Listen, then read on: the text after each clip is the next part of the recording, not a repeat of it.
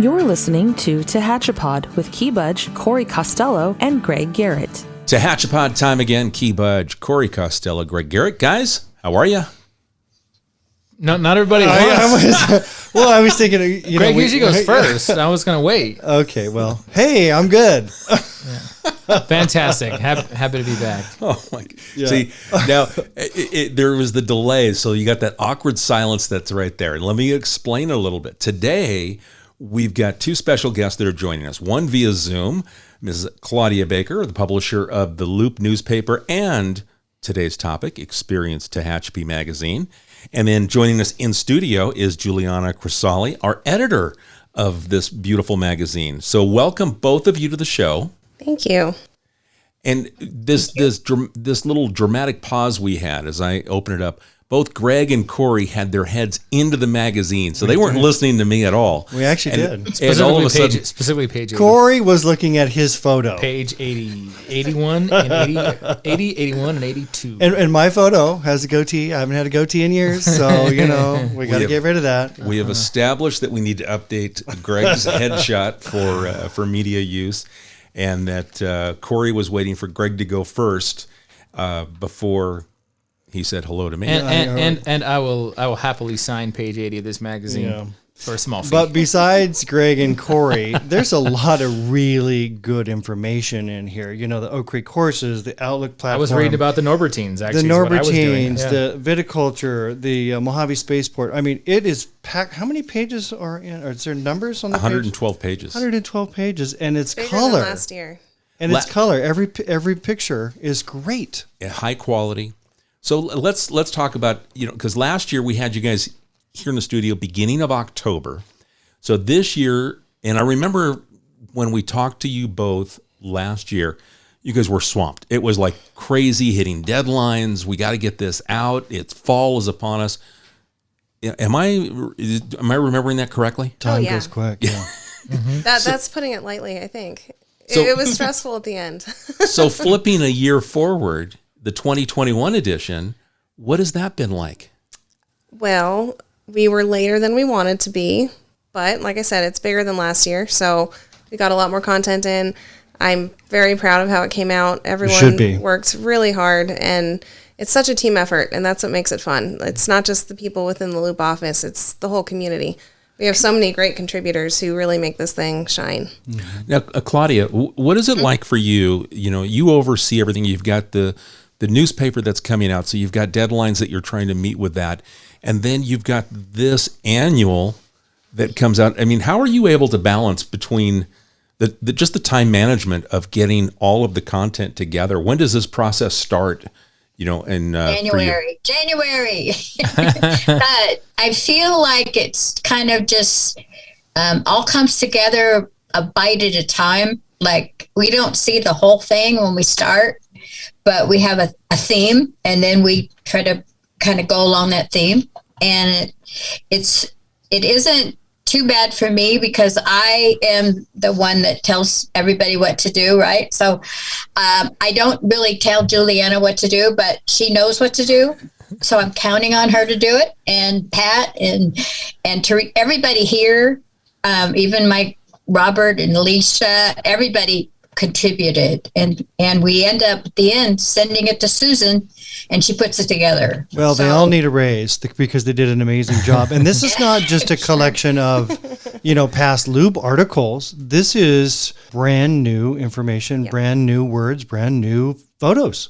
There are a couple stories every year that did run in the Loop, but we expand on them for the magazine, or we're able to add a ton more photos that we wish we could have put in the paper, but there's never enough room in a newspaper.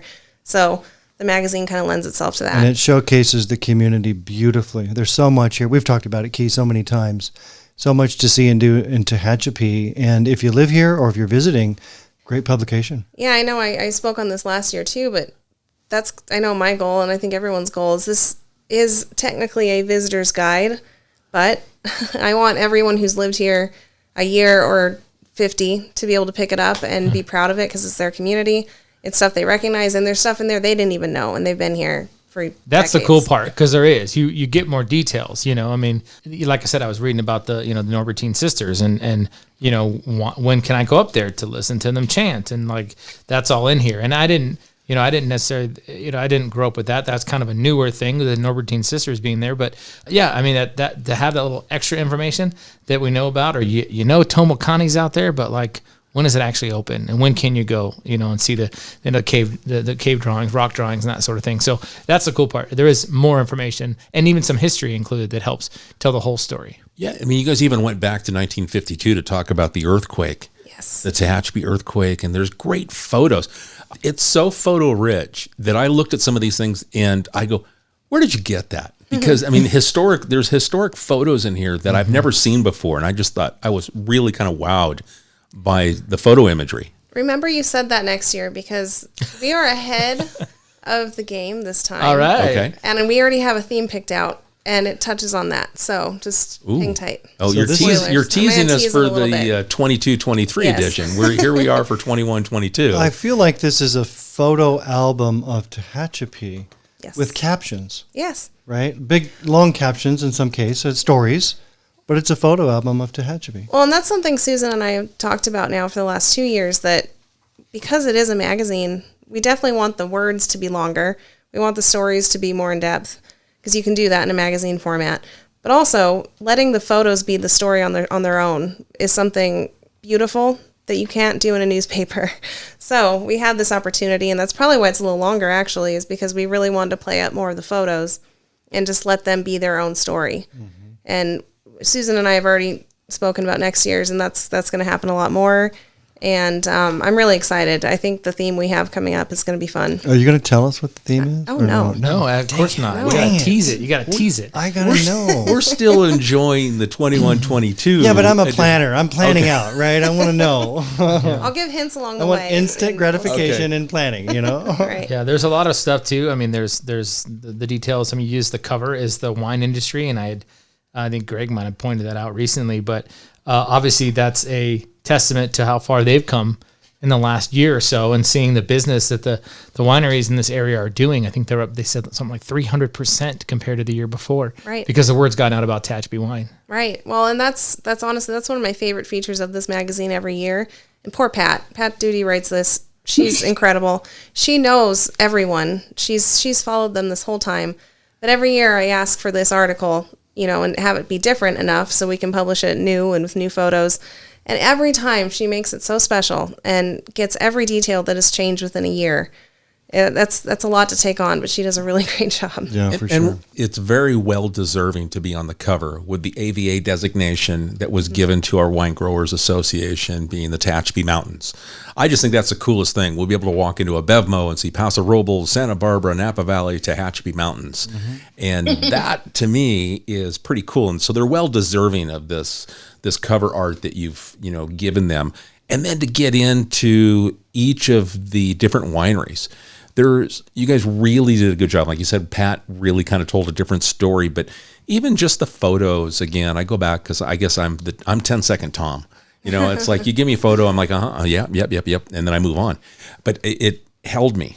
So some of these images were holding me to the pages longer than my every normal time attention my span. wife and I were at a winery, I would see Pat there, and she'd always say, "Oh, I'm doing research. I'm doing research." It's true.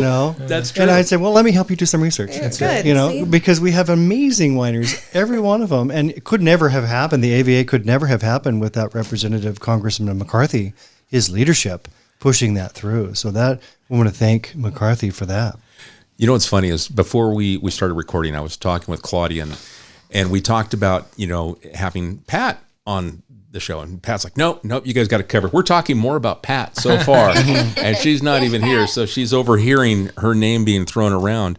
But great job, Pat, if you are listening out there. I want to also talk about what I thought was cool was one of John Hammond's. I mean, this Harvesting the Wild, Yes. foraging in the Tehachapi Mountains. Again, I've never really probably given it a lot of thought, but that dude can make a meal on anything he finds in the bushes. I'm telling you. He can eat dirt and survive. Yeah. Thrive. He knows actually. exactly what to eat in these mountains to survive. I've known John since I was 5, and because I grew up in Tehachapi, and I always said, as I was like watching shows like The Walking Dead or whatever, there's a zombie apocalypse, I take John with me because he can find and survive anywhere, I think. But I feel really fortunate. He has several stories in this one, and each one is so different from what he puts in the paper, different from what we had in there last year. One of the stories I assigned him, which is hard to do with John because he just has his own story. You can't control that. No, but, you cannot. Let's be clear. You cannot control that man. He did do it though. He did it exactly the way I wanted. But it was the things you might not know about Tehachapi, and there are so many interesting things in there. I grew up here. My dad was in love with this place, and still there are things that I read in his story that I had no idea.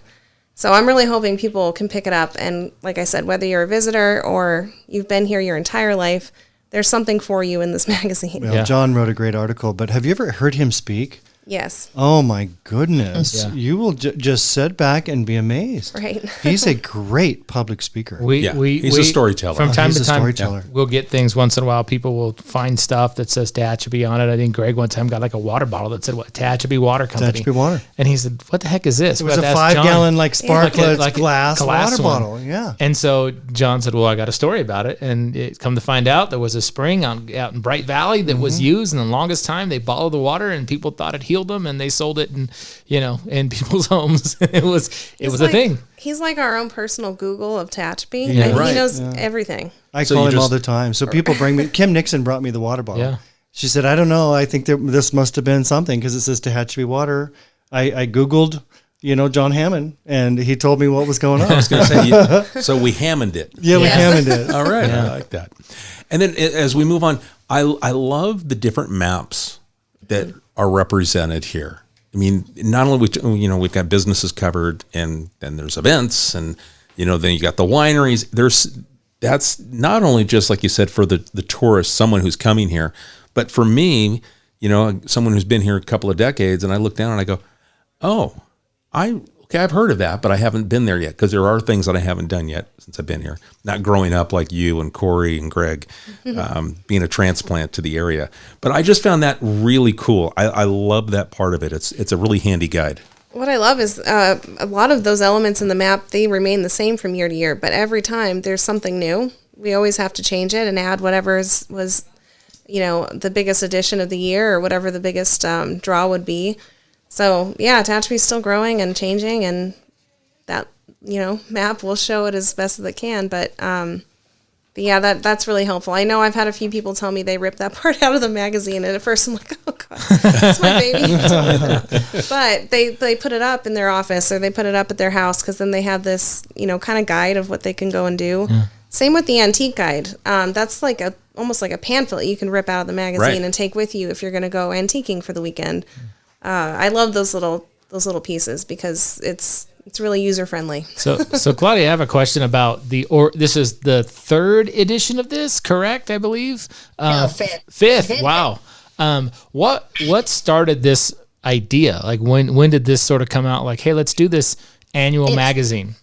It started back when the centennial happened in 2009, and then in 2010, and then another magazine came out monthly, and I wasn't ready to do a monthly magazine. I said, and it can't handle both. Mm-hmm. So I just backed off of it then. And then I think it was 5 years ago now that we, 2017, we started again, and we just resurrected it basically. And an annual, and it's just taken off, and it's been really something successful that we like to do. And especially during COVID, it was like you need to have something to do that's different than every day, because most of the businesses were having struggles and they couldn't advertise as much, but they could do a once a year thing. So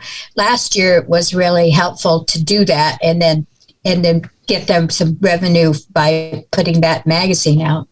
And this year, I guess it just took off from last year. So I guess that was good. And so how do you decide you're going to expand? Because last year, 96 pages, what did we say, 112 this printing. Was the content just coming to you, or what changed? Yeah, we were aiming for the same page count, but we had a lot of great stuff. And so Susan just kept designing. I kept sending things. And in the end, we had to get Claudia's permission to go up higher because, we really were counting on the 96 pages, but there was just so much good stuff. And I was having a hard time, too, because for a while we debated if we should really go up or not. And I had a few things I thought we could either trim or cut out completely. And that just, I think, broke our hearts a little too much. So we just boosted it up. And one page equals 4? Is that because of the way that it's stapled, or? It's actually 8 pages. Oh, 8. Yeah. 1 pages equals. So that's the new math. 1 equals 8. 1 equals 8. Okay, Yeah. 1 equals 8. Okay. So you got 8 pages of front and back. Oh, yeah. Okay. And so Well, the 8 pages dictated how much. If we grew 2 pages, we had to fill 6 more. Mm-hmm. So that's kind of where I ended up calling you guys and saying, "You got anything you could send me?" So that's kind of how the podcast got in. And So you're saying we were filler? yeah, wrong answer. We're supposed to be the feature. No, I know, but you never guys filler. wouldn't give me anything. I think your Zoom is breaking up. Yeah, well, We lost her. I I'm don't know where glad she that went. you were quick on it. because you Poor were- Juliana's here. No, you're not a filler. She's in studio, so she's like, "Oh, I'm They're gonna get." staring me down Yeah. right now, Well, you Claudia. weren't a filler, but you were helpful. There you go. I mean, because we had other city stuff in, but Sure. We But tried to that be was good community something- partners. There you go. it just came over me. I said, "Why? I didn't think of it. Wow, let's do that." That was So- it, honestly, because I did have 3 other stories that I had in mind to put in those pages. So there was some things left on the cutting room floor. They were filler. Okay. You guys were the one we wanted. There we go. See, There yeah. we go. Okay. Worked. See, that's, So, yeah, That's it was it. very No, nice. but this publication is amazing. It's almost a coffee table book. When somebody comes to town and visits you, this is something that you could literally pull out and just kind of flip through. And if something grabs your attention, it's the conversation starter. It's the, hey, let's go visit. Let's make a plan. Let's, whether it's this visit or next time. It has weight. That's the thing too, right? So when you go to a lot of communities, and I've even been to, I've been to a million cities and stayed in hotels, and they A have million cities. Yeah, pretty much. Yeah. Try Honestly. me where I haven't been. Million but, cities. But you go to hotels and the bigger cities will have something like this, and it's a really well put together magazine in the hotel, and you're like, wow, there's a lot going on here. Smaller communities tend to have brochures and pamphlets. Mm-hmm. And so when you pick this up, whether you pick it up in the hotel or a visitor center or at a business, and you're new or you're visiting or even you're local, but you go, wow, this thing's got weight. There's substance to this. and the thing is, if there is a visitor that sees this in one of the hotel rooms, it's going with them. Yeah. It's not one of those that just stays behind in the room. Right. Well, and I've sent this out to family across the country. I've given it to friends who live in LA. My fiance brought it with him to work just so his coworkers could learn this place that he's living. Well, it's almost a recruitment tool also, right? We yeah. have the Mojave Spaceport, Rio Tinto, all the different industries. It can be part of the portfolio for recruitment. Yep. Yeah. And so where can you pick this up? Where is it? Is it in Well, we definitely have it outside of the loop, but then it is around different businesses around town. A lot of the advertisers, I think, have a stand within their business. Claudia, you probably know more of them than I do. I know that the visitor center has boxes of them, and they go through them like tomorrow. And the city has boxes. We do. Box. Anywhere there's a rack card program thing from the visitor center, that we pay to be put in that. So unfortunately, because it's so big, we can only get 6 or 7 in at a time. So they don't last long when you distribute them like that. But we had been just putting the boxes there so people could take it out of the box because, it goes so fast.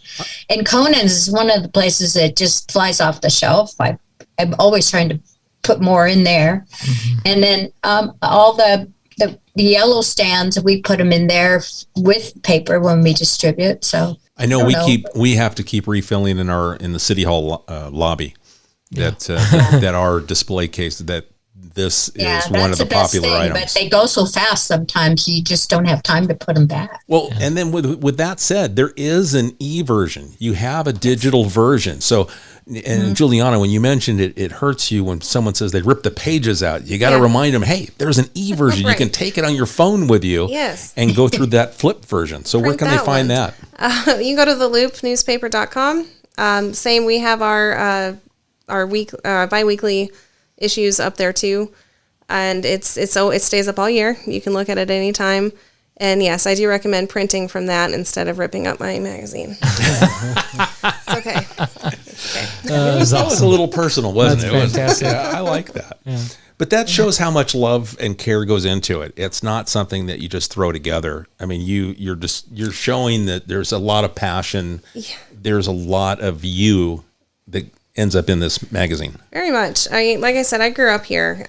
Nature in Tehachapi, that was our theme last year. That was important to me because there wasn't a weekend where I wasn't out hiking with my dad and, exploring. And for 2020, that was such a cool thing because people could go out into nature. They could go do that. That was a safe thing to do for that year. And now, like I said, I'm learning from this magazine every time. People teach me something I didn't know, or I get to see cool photos, like the earthquake. That was something Pat Gracie wrote for us, and it's such a treasure to have her as part of the magazine. But getting those photos, too, I mean, those are stories people have heard for years, but a lot of those photos probably haven't been seen. So that was special. Yeah, I mean, this is my community. I moved away, but I came back like so many do, and this is really a special way to... I think I said it in my little silly editor's note, but it's like a love note to your community, this magazine. It's something to say. That's a great way to put it. Yeah, we're proud of this place, we're proud of our magazine, and we want everyone to be showcased in it. And you have a lot of history, not only with the community, but this line of work, right? This is the family business, so to speak. Side story, back in, I don't know, like, gosh, it would have been like almost 30 years ago now, probably more like 25. Juliana's dad decided to take on this intern at the Tehachapi News that he probably shouldn't have. But no, I got the same experience with her father, who was the editor, and then John Hammond, hanging out. And this is back before everybody had like their own computer at home and the internet. There's only a few computers at the office that had the internet, so we'd all have to be in one room on the internet doing research and trying to type our stories in the mid to late 90s. And so yeah, it's cool to see that legacy continue with people like Juliana and her brother that are involved in the loop, and this magazine is really cool to have that tradition continue. So thank you. Yeah, I know I've used this line. I probably used it on Claudia to get my job, but in job interviews I tell them I have news ink running through my veins. And it's true. Like I grew up in the Tehachapi News office, running around and doing my homework in an empty little corner, and so it's special now to have this thing. And Claudia, I thank you for letting me take some ownership and control over some parts of this, but like I said, it's everyone pitched in, and you guys pitched in for this magazine, and I am very happy with it. Yeah, yes. when Claudia asked us to help, hey, do you have some photos? Do you have how about a story on the podcast? It was like the answer is it's really easy. Yeah. It's yes. Let's put it together because of the quality and care that goes into these, whether it's our newspaper, or it's this annual. You guys don't mess around with it. It's not taken lightly, so we appreciate that. Yeah. I wanted to bring up also Art 2021 because we talked about some other things, but this was another event that took place that put Tehachapi really on the map, at least in my mind, in the art world. Yeah. And it was even talked about again here at the last EDC. But what was your take on this and it making, the magazine? It was one of the first stories I had on my story budget, saying that it was, again, cheers to Pat, but it was the wine story and this story that Pat also wrote. This is one of them because our deadlines kind of fluctuated a little bit, just how the year, came together. But we had to make sure this got in because we didn't want anything to be published or set or even designed yet until we knew what the Art 2021 story was going to look like. Yeah. And this one had to have a lot of photos because it's art, and we wanted everyone to understand this is another big way that Tehachapi is getting its name out there. And another weird thing growing up here, no one knew where Tehachapi was. I would go, I left for college to Cal State Fullerton, and I mentioned to people where I'm from. No one knew. Now, people are starting to know where Tehachapi is, and that's still amazing to me.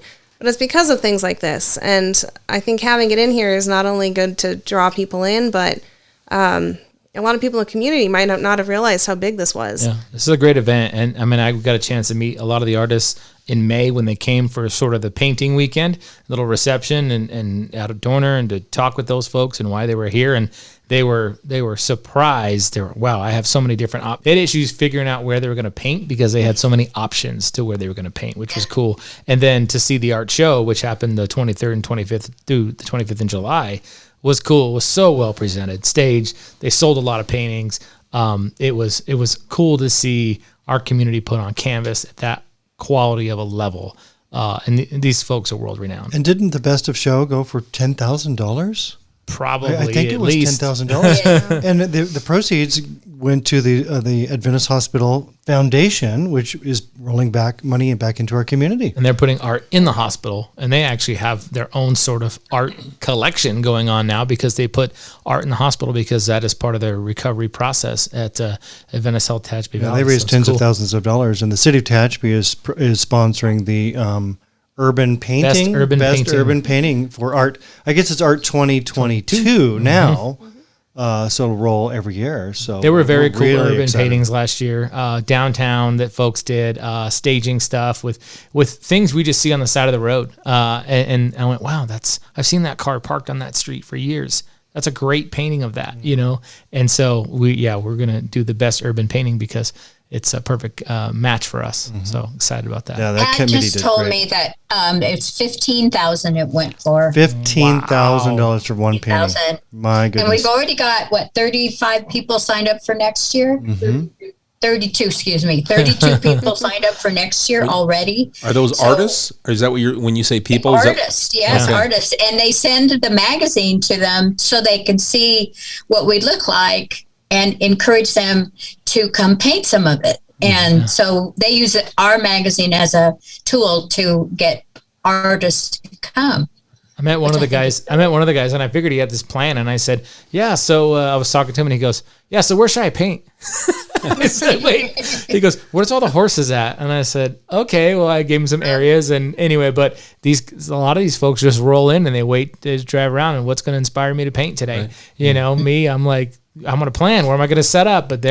And it was amazing what they came out with. I mean, you got to have that creativity, and it's all of our community, which is so cool. It's so awesome that you showcase that in the magazine. And then Mojave Spaceport Boom Supersonic is moving from Denver to Mojave to do the flight testing, and they're a supersonic airliner proposed. United Airlines. Really? United Airlines has already put in an order for 15 with an option for 30 more. So think Concorde. Modern day Concorde, and they're going to be testing at the Mojave Spaceport.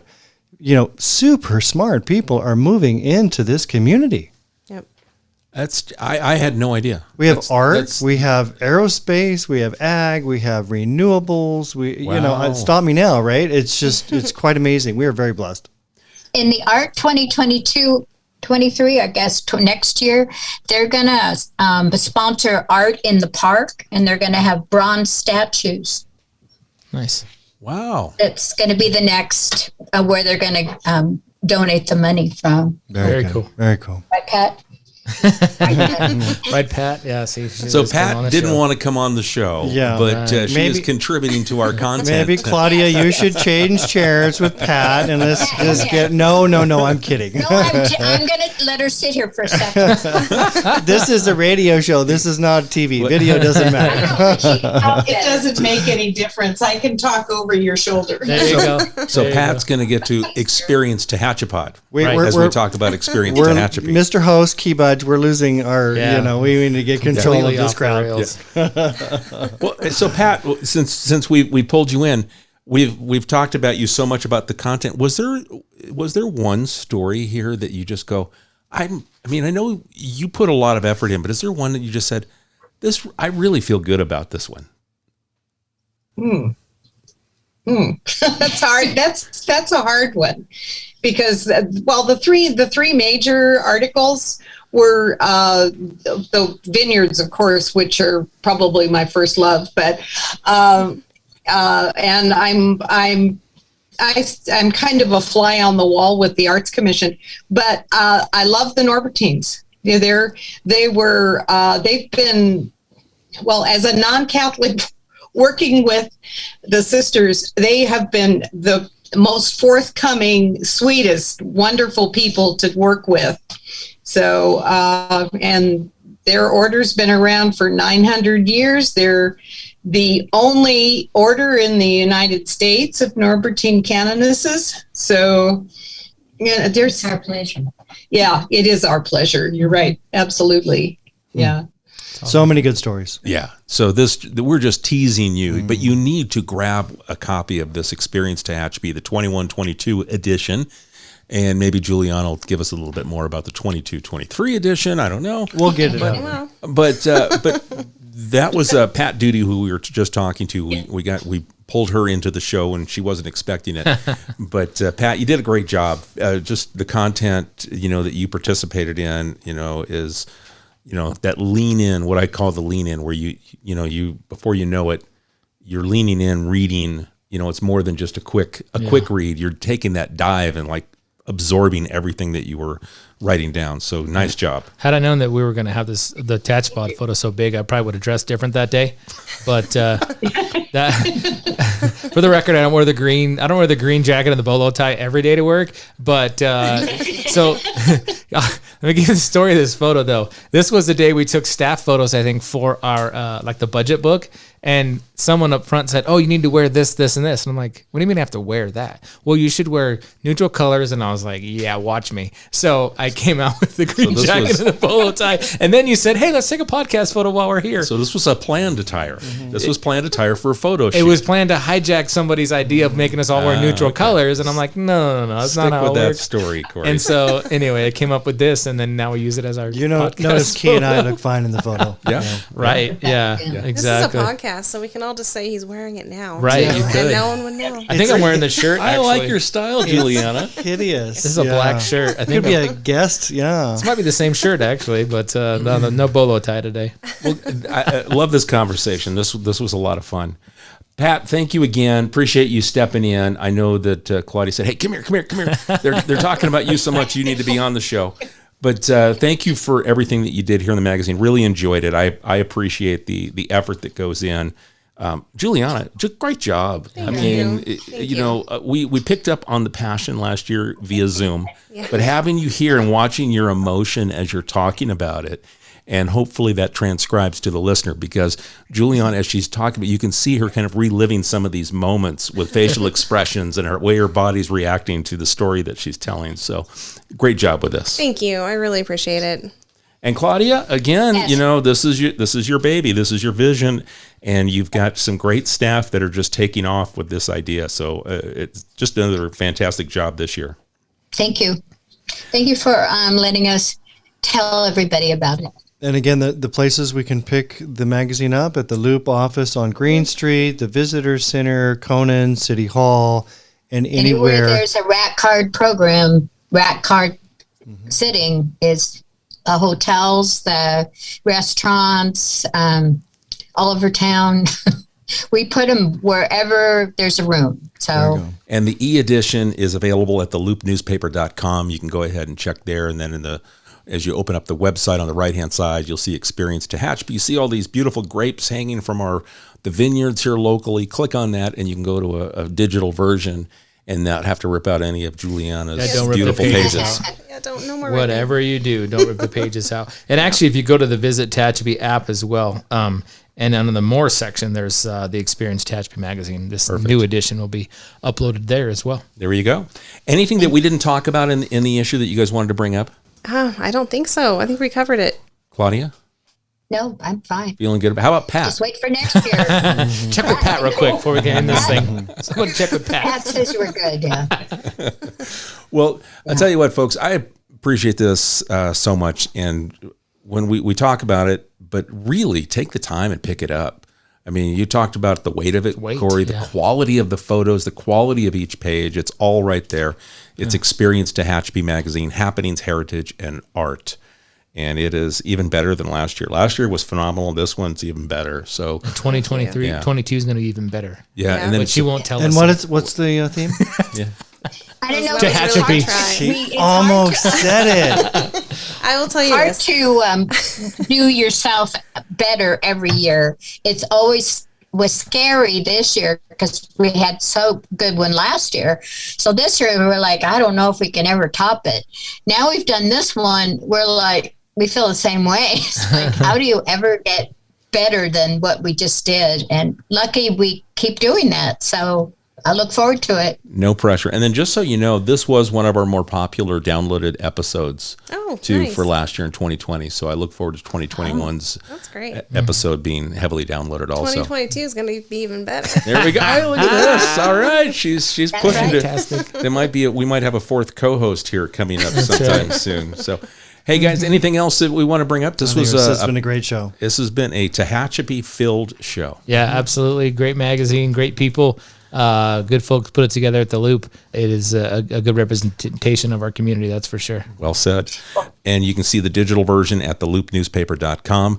Check it out. If you've got questions about anything we've talked about, you can send those to us at media@tehachapicityhall.com. We appreciate your time, and we'll catch you again here on a future episode of Tehachapod.